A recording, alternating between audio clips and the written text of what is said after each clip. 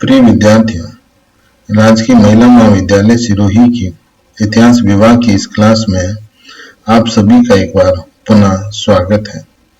आज हम बात करेंगे मुगल साम्राज्य और मुगल साम्राज्य के संस्थापक बाबर की।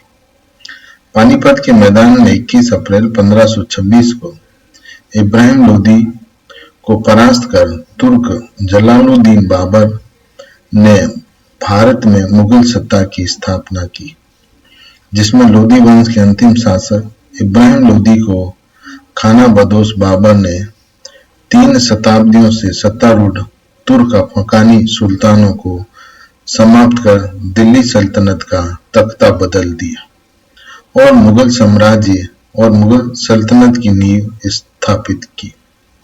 गुप्त वंश के पश्चात भारत में केवल मुगल साम्राज्य ही ऐसा साम्राज्य था जिसका एकाधिकार भारतवर्ष पर स्थापित हुआ था। अब हम बात करते हैं बाबर की। बाबर का समय 1526 से 1530 के मध्य रहा। बाबर का जन्म एक छोटी सी रियासत फरगना में 1483 में हुआ। बाबर अपने पिता की मृत्यु के पश्चात मात्र 11 वर्ष की आयु में ही फरगना का शासक बन गया। बाबर को भारत आने का निमंत्रण पंजाब के सूबेदार दौलत खान लोदी और इब्राहिम लोदी के चाचा आलम खान लोदी ने भेजा। पानीपत का प्रथम युद्ध बाबर का भारत में लड़ा गया सबसे महत्वपूर्ण युद्ध था। इसके द्वारा उसने 5वां भारत पर आक्रमण किया, जिसमें उसने इब्राहिम लोदी को हराकर विजय प्राप्त की और मुगल साम्राज्य की स्थापना की। उसकी विजय का मुख्य कारण उसका तोपखाना और कुशल सेना प्रतिनिधित्व था। इस युद्ध में उसने एक नई सैन्य व्यवस्था का स्थापना की या सैन्य विधि के द्वारा यह युद्ध लड़ा था, और वो युद्ध था तुगलक-गामा युद्ध पद्धति। तोपों को सजाने के लिए उस्मानी विधि या रूमी विधि भी इसे कहा जाता है, जिसका प्रयोग सर्वप्रथम बाबर के द्वारा भारत में किया गया। इस युद्ध में विजय या इस युद्ध को जीतने के बाद अपनी खुशी जाहिर करते हुए बाबर ने काबुल में प्रत्येक निवासी को एक चांदी का सिक्का दान में दिया। उसकी उदारताओं के कारण बाबर को कलंदर भी कहा जाता है। बाबर ने दिल्ली सल्तनत के पतन के पश्चात उसके शासकों को सुल्तान कही जाने वाली परंपरा को तोड़कर अपने आप को बादशाह कहलवाना प्रारंभ किया। अब सत्ता सुल्तान के स्थान पर बादशाह के हाथ में आ गई।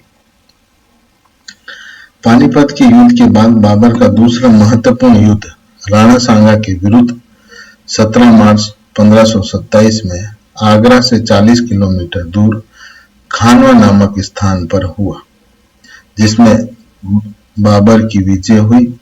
विजय प्राप्त करने के पश्चात बाबर ने गाजी की उपाधि धारण की। इस युद्ध के लिए उसने अपने सैनिकों का मनोबल बढ़ाने के लिए जिहाद का नारा दिया। ऐसा कहा जाता है कि राणा की सेना के सामने उसकी सेना लगभग संख्या में आधी थी और सैनिकों का मनोबल टूट चुका था। साथ ही मुसलमानों पर लगाए जाने वाले कर तगमा की भी समाप्ति की घोषणा उसके द्वारा की गई। यह एक प्रकार का व्यापारिक कर था। राजपूतों के विरुद्ध इस खानवा के युद्ध का प्रमुख कारण बाबर द्वारा भारत में स्थायी रूप से रुकने का निश्चय करना था। इस युद्ध की विजय से प्रेरित होकर बाबर ने अगला युद्ध 29 जनवरी 1528 को चंदेरी के शासक मेंद्री राय के साथ संपादित किया। मेंद्री राय पर आक्रमण कर उसे परास्त किया और यह विजय बाबर को मालवा जीताने में सहायक सिद्ध हुई। इसके बाद बाबर ने 6 मई 1529 को घग्गर का युद्ध लड़ा, जिसमें बाबर ने बंगाल और बिहार की संयुक्त अफगानी सेना को परास्त कर दिया। बाबर ने अपनी आत्मकथा बाबरनामा का निर्माण किया, जिसे तुर्की में तुजुक-ए-बाबरी कहा जाता है, जिसे बाबर की अपनी मातृभाषा चगताई में तुर्की में लिखा गया। इसमें बाबर ने तत्कालीन भारतीय दशा का वर्णन किया, जिसका फारसी अनुवाद अब्दुल रहीम खान खाना के द्वारा किया गया और अंग्रेजी में अनुवाद श्रीमती बेब्रिज के द्वारा संपादित हुआ। बाबर ने अपनी आत्मकथा बाबरनामा में कृष्णदेवराव और तत्कालीन विजयनगर के शासक और समकालीन भारत के शक्तिशाली राज्य के रूप में उसे परिचित कराया। साथ ही 5 मुस्लिम और 2 हिंदू राज्यों मेवाड़ और विजयनगर का भी उसके द्वारा इसमें जिक्र किया गया। बाबर ने रिसालाए उसज की रचना की, जिसे खत बाबरी भी कहा जाता है। बाबर ने तुर्की काव्य संग्रह दीवान का संकलन भी संपादित करवाया। बाबर ने मुबैन-यान नामक एक पद्य शैली का विकास किया। बाबर ने संभल और पानीपत में मस्जिद का निर्माण कराया। साथ ही बाबर के सेनापति मीर बाकी ने अयोध्या में मंदिर के निकट 1528 और 29 के मध्य एक बड़ी मस्जिद का निर्माण करवाया, जिसे बाबरी मस्जिद का नाम दिया गया। बाबर ने आगरा में एक बाग का निर्माण कराया, जिसे नूरे अफगान कहा जाता है, जिसे वर्तमान में आराम बाग के नाम से भी जाना जाता है। इसमें 4 बाग शैली का प्रयोग किया गया।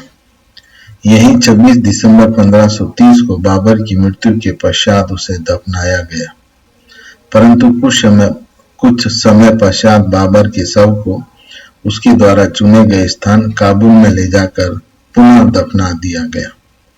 बाबर के 4 पुत्र हिंदलाज, कामरान, अस्करी और हुमायूं थे, जिसमें हुमायूं सबसे बड़ा था। फलस्वरूप बाबर की मृत्यु के बाद उसका सबसे बड़ा पुत्र हुमायूं अगला मुगल शासक बना। धन्यवाद प्रिय विद्यार्थी।